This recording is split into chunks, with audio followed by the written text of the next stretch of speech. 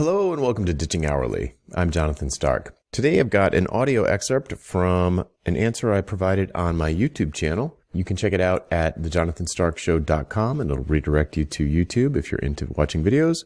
Otherwise, you can just listen to the audio here on the podcast. Enjoy. Hey, Jonathan here. I've got a question from Ali Rematula. Man, I'm sure I messed that up, sorry.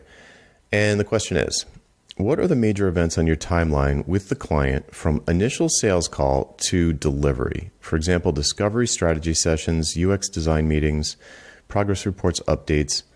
Also, how do you go about budgeting the time for a project?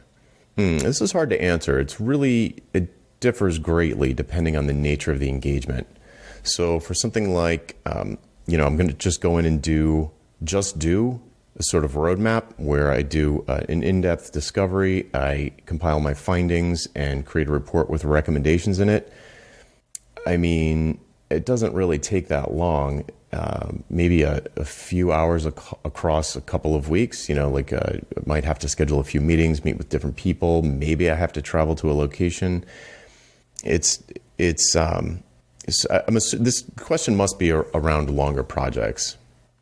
And so if we imagine that it's a long project where it's going to start off with some discovery like that, and then it's going to move into maybe some implementation where, okay, we've come up with these recommendations, and now I am going to implement. For me, it would have been like creating a design and code repo and maybe a staging environment and testing and doing weekly design reviews and those sorts of things. It's funny. I don't think of it as. I guess there's some major events. But it's really different from project to project. So usually what it would look like is the initial discovery phase, and then there'd be some sort of status meetings, probably weekly, and just to make sure that we're touching base. I think client communication is critical, constantly keeping people involved, because I don't want any surprises at the end. I want to make sure we're on track all the way through. And in my initial proposal, in the sales interview and in the proposal, I'm going to have established some metrics that we can look at while we're working to make sure we're on the right track. So then I'm going to want to catch up with people on a regular basis to sort of confirm with everyone that yes, we're hitting the sort of numbers that we're expecting at the particular stage. So there's going to be a lot of communication, probably some sort of daily update in a project management system, at least daily, and then probably a short weekly status review, maybe 15, 20 minutes. With me, there would be phases where the initial phase would be like a lot of exploratory stuff, maybe some research, maybe picking some frameworks, kind of deciding which is which. We might have to bring on a few contractors, or there might be some training up front.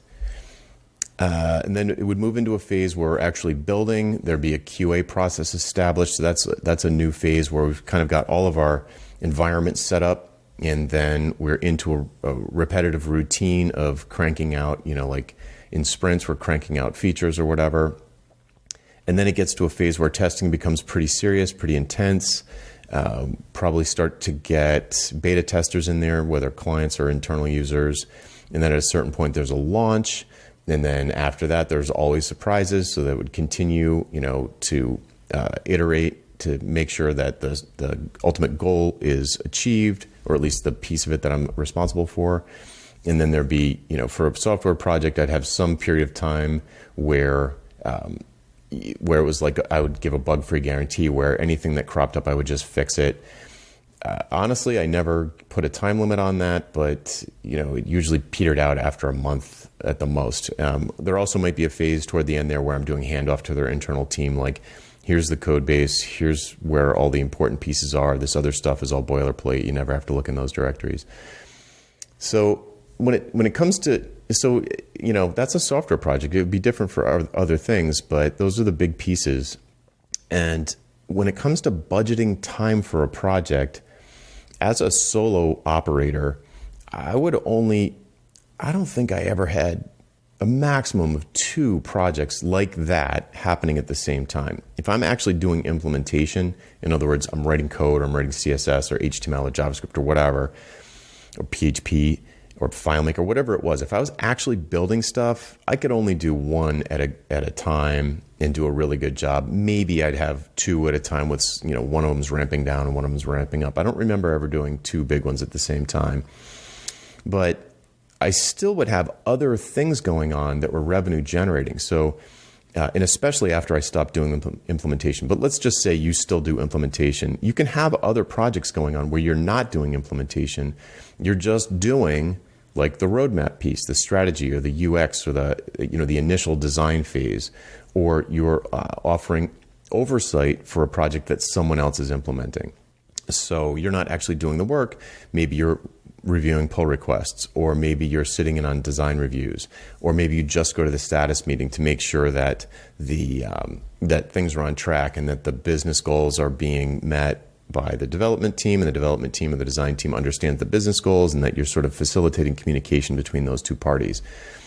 So you can have a bunch of those going on at the same time. I've had as many as 3 or 4 of those at the same time. Once I started doing less and less implementation and outsourcing that to other people, or having the client outsource it to other people, then you could just focus. I could just focus on the high value things, and you could do lots of them at the same time. And they pay really well, so you don't need to have that many. And it's not even, you don't even have to think about your time commitment. It's like very low compared to doing implementation. This is why I say implementation is low profit, because it brings in big checks, but it also costs you a ton of time. So I'll just close on this idea. If you are doing implementation work and you want to move into more high profit realms of engagement, like strategy, design, oversight, advisory retainers, that kind of thing. You're not like coding, you're not like doing the labor part. What you want to do with whatever implementation work you're doing now, you want to try to get it down to not full-time work. You want to try and do like maybe, it depends on, let's say you work 40 hours a week. You want to get your implementation stuff, those projects, down to like 20 hours a week. So you've got 10 or 20 hours left over for you to be working on your business and be designing and selling these other more profitable engagements. Because if you're, usually if you're on the clock and you're doing implementation, the client wants it done fast because A, they want the thing done so that they can start selling it or using it. 2, they want to get their employees, their employees are collaborating with you on the project. They want to get that over with so their employees can get back to their normal jobs and be focused 100% on their normal jobs. And 3, if you're charging by the hour, the longer it takes, the more money it's going to cost them. So they want to jam it all in as quickly as possible, and there's a lot of pressure on you to get things done quickly. So it's hard to kind of say, okay, well, we're doing 20 hours a week for you maximum, and in this other time you're going to be working on your business to build new things that are non-implementation. So from a budgeting time standpoint, if you can limit your billable hours work to 20 hours a week, that'll give you enough time and energy left over to try and ditch hourly, disconnect time from money, sell your smarts and not your labor, your head, not your hands, and try and make that transition. But if you're just slammed all week with billable client work, you're never going to get out of that, never going to get off that hamster wheel. All right, hopefully that helps. I'm not sure. It felt like a very specific answer to a general question. Anyway, so follow up in the comments if I didn't do a good job, and I'll take another whack at it. Anyway, that's it for now. I'm Jonathan Stark. If you have a question, just hashtag AskJonathan on YouTube, Twitter, or LinkedIn, and I'll get to it as soon as I can. See ya. Would you like to learn how to get paid what you're worth? How about selling your expertise and not your labor?